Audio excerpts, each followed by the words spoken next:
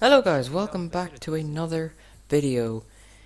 Welcome again to the third episode of my team career mode for the Monaco Grand Prix. Well, we're finally here, which I'm seeing this as the first major chance in points. I honestly feel like we have a really good shot at it today, so let's just get straight into it and see what we do. So this is currently my final lap in Q2. We actually managed to get the car through to Q2. That's a tongue twister a bit there. So you go P9 there. It was still a pretty good lap to hold out then for P13, which honestly I was perfectly fine with. But yeah, I think it was pretty decent qualifying. I just got to skip to the end. But yeah, let's just get straight into it.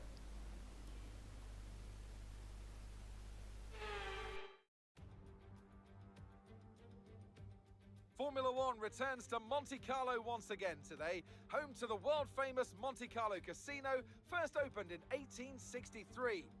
And, of course, a certain road race, first held here in 1929. There's no greater an occasion, no more valuable a win than the Monaco Grand Prix. The prestigious Circuit de Monaco, then. It's not all that dissimilar today to the layout that made its debut almost a century ago.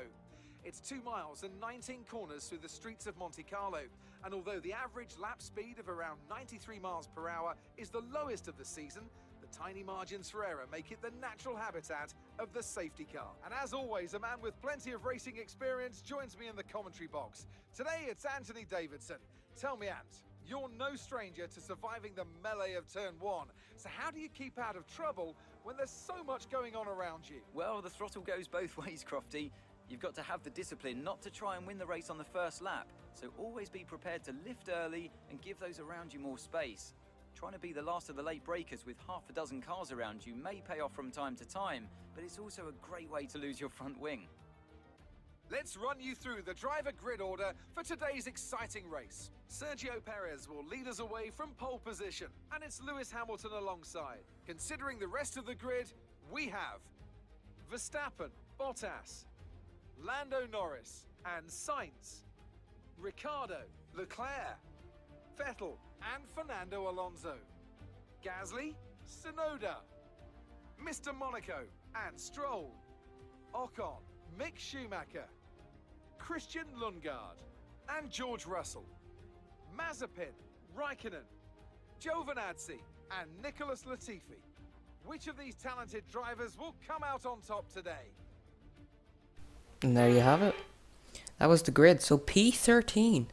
Honestly, genuinely, that was a really good qualifying. Not gonna lie. At least in my opinion.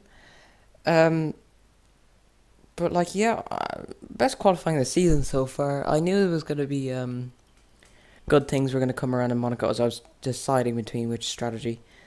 So I went for the 2-stop. I ended up actually going for the 1-stop, I think, to this race. I just extended them as far as possible. I think, I don't really remember. I might have went to the 2-stop. But yeah, as we're on the grid here, let's just obviously just get straight into this, and whatnot. Because best shot at points. Let's do it. Let's do it here, you know? Why not? Anyway, here we go. And on come the 5 red lights.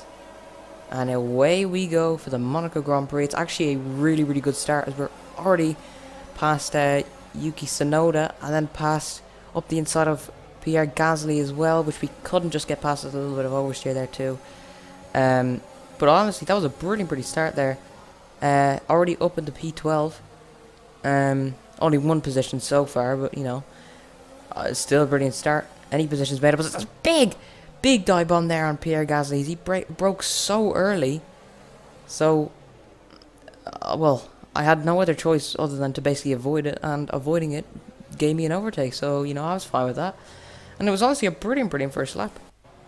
So I was fine with that. Anyway, fast forward just to lap 5 here. We're right up close to the back of Sebastian Vettel. Somehow we're quicker than him. Just coming through swimming pool, slightly tapped the wall. But we completely lose the rear end there, and we've basically forced to cut the corner. But a massive moment there. Big drift through the swimming pool. lucky to somehow keep it out of the wall. Fast forward just a lap later as well, we're up the back of Sebastian Vettel, and we're right on his case here. It was actually really close, which we actually do get alongside for the first corner. We try to go around the outside, not really pull it off. We don't. We almost pull it off, but we use a bit of ERS up the hill. Do we get it? Here we go, a bit deep into the corner, kind of forcing him off a little bit. But as we actually touched there a little bit, we also hit the wall a small bit. There's a bit of damage, I think. But we do get through it. Unfortunately, we didn't get out on top though towards the end. But anyway, we actually fast forward a lap later. We go down the inside of Sebastian Vettel, and for real this time, we are finally past the Aston Martin, and that is into the points. Please note also this video was done in the pre-update, so it has quicker and more downforce cars. Anyway, we have fast forward to lap 11, where we've already caught back up to the rear of Fernando Alonso.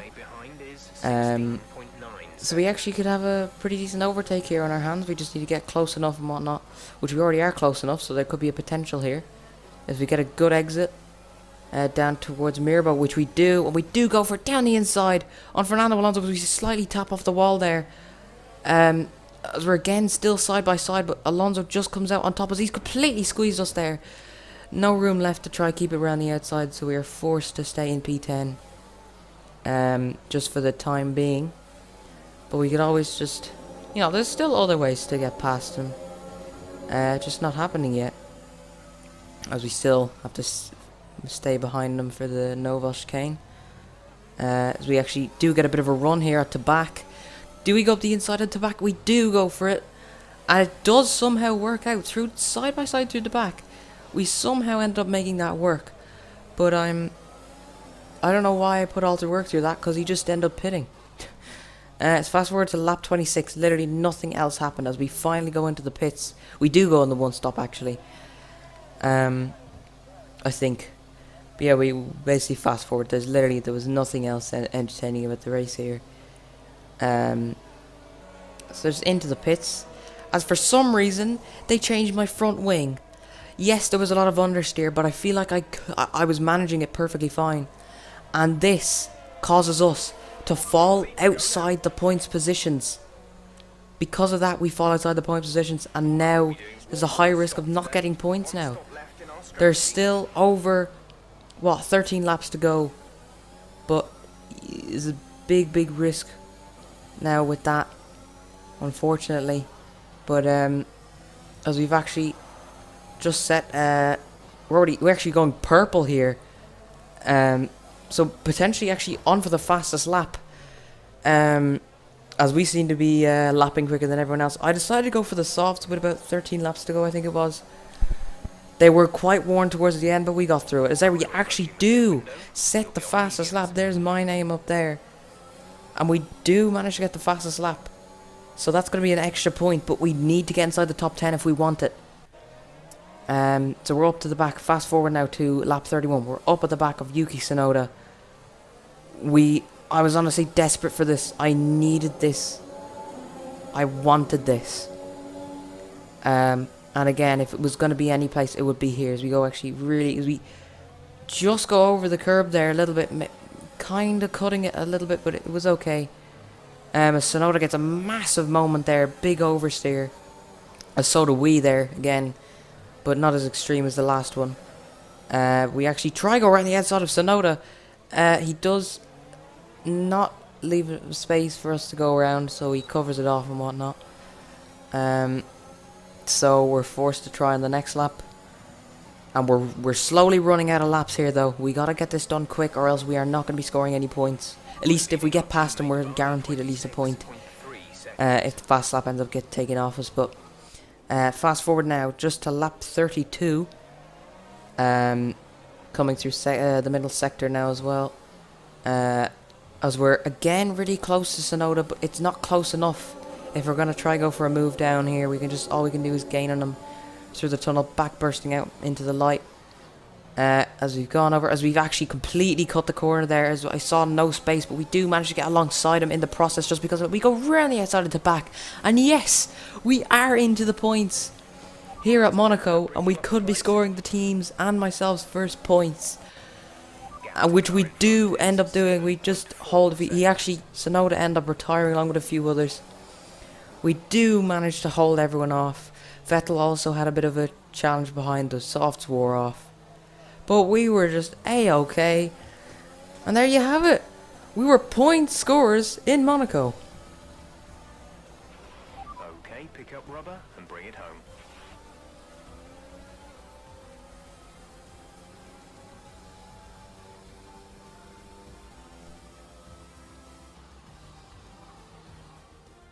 It's the one that everyone wants to win, and they've only gone and done it.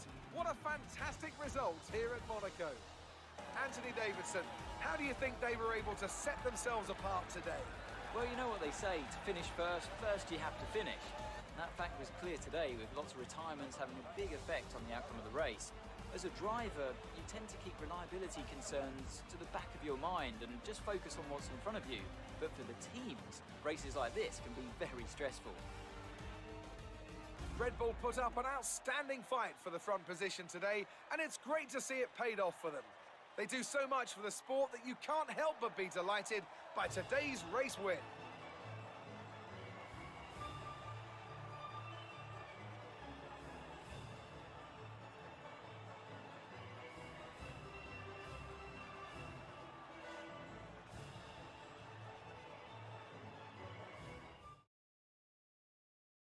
And there you have it, folks.